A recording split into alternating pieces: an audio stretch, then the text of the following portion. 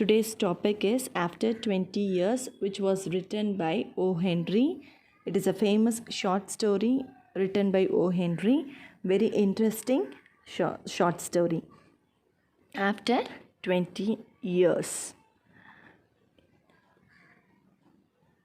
If you not yet subscribe my channel, kindly subscribe the red color button and click a bell icon which is near to that. And if you like this explanation, give me a like, share and comment. Today we are going to see about a short story which was written by O.Henry. The title of the short story is After 20 Years. After 20 years, it was published in the year of 1906, and O.Henry, whose real name was William Sidney Porter. As we all know, his real name is William Sidney Porter. O.Henry's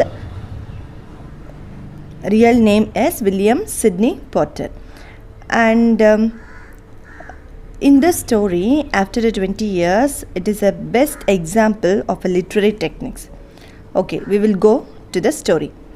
The story begins with the beat cop walking down a New York street on a rainy, windy night. See, cop is nothing but a policeman. Cop is nothing but a policeman who is walking on a New York City street on a rainy and windy night. The cop projects a sense of strength and rectitude and takes his rounds very seriously, and trying all the doors of the shops as he passes them to ensure that they are locked and secured for the evening.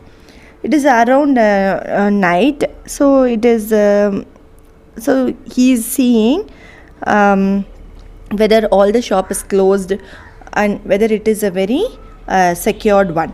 When he sees a man standing near one of the closed stores, he approaches, and the man begins to explain his presence, telling him that he is waiting for an old friend, that is 20 years before. He and his friend made a pact to meet at that site. Before 20 years itself, they made an agreement to be in this presence, to be here, in the sense they need to meet at this site after 20 years. Like that, they have made an agreement. He acknowledged that it is a pretty odd place to meet, and explaining that 20 years before it was a restaurant owned by a man named Big Joe Brady. That restaurant, we can see the name of the person who has a restaurant, that is a Big Joe Brady. Then the policeman tells him that the restaurants were closed down about 5 years before. That means before 5 years itself, this shop were closed, that is that restaurants were closed. And then the man, who is wearing a very large jewel as a tie pin, goes on to tell the policeman that 20 years before he met his friend Jimmy Wells there. They were a best friend and had grown up in New York City. He describes them as almost like brothers. The day after their dinner, the man was scheduled to begin a trip out west to seek his fortune, but Jimmy believed that best place for him to be was in New York and opted to stay behind. Then they made their agreement to meet on the same spot in 20 years because they were each confident of having achieved great things in that time. Okay, then the policeman finds himself interested in the story and asks if they stayed in touch during that time. The man admits that they tried to and wrote each other for a little while, but stopped after a few years. He moved around too much to keep up a correspondence. That means to keep up a case pace. Despite this gap in their communication, the man is confident that Jimmy will meet him as promised.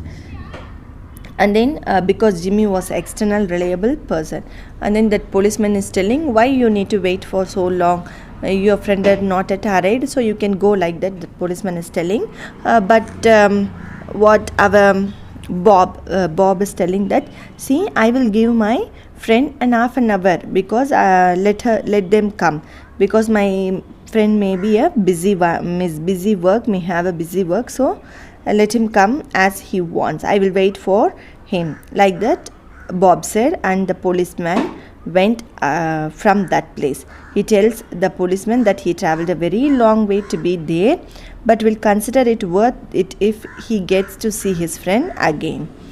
He checks the time on an expensive watch and notes that it is a 3 minutes to 10, and 10 o'clock was when they said goodbye 20 years before. So now he is explaining the timings, and the policeman nothing the jewel and the watch suggests that the man was very successful out west. In the sense, the policeman is noting those jewel and watch, and thinking that he is a good successful man, like that. And the man enthusiastically confirms this. He expressed hope that Jimmy has done just as well for himself, but he notes that Jimmy was a slow mover and is worried he may not have made his way very far in New York City. And then the policeman makes to leave and offers his hope that Jimmy shows up.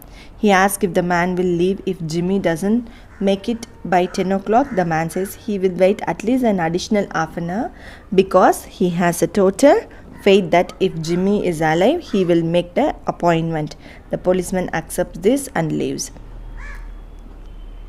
And